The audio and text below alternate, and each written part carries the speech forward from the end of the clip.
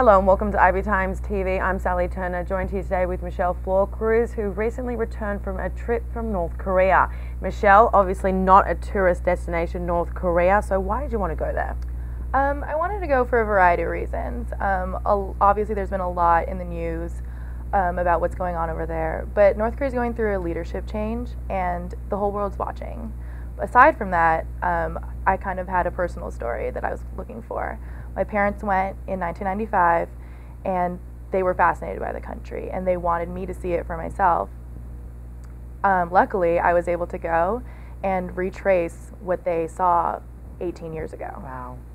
Yeah. What was that like, kind of being there and knowing that your parents were there, you know, like so long ago, and being in that place but in such a different time? Like North Korea is so different now from back in 1995. I think that's what was surprising to me. I didn't really think it was that different in terms of what the city looked like and a lot of the ideals. They're very much so still traditional North Korean ideals.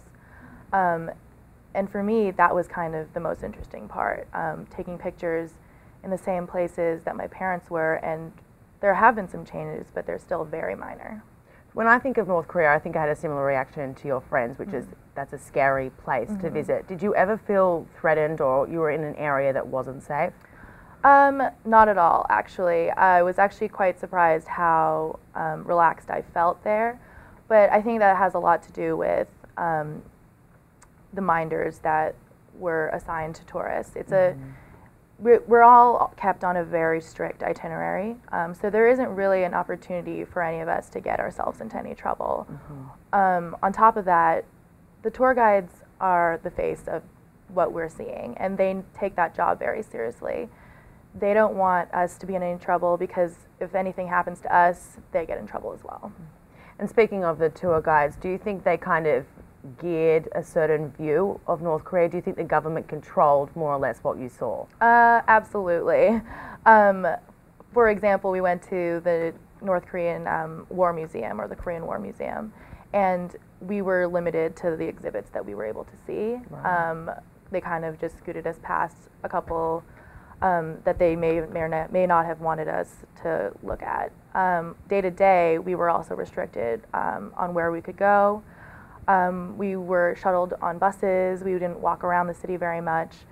And again, it was a very tight itinerary and not a whole lot of freedom to just explore.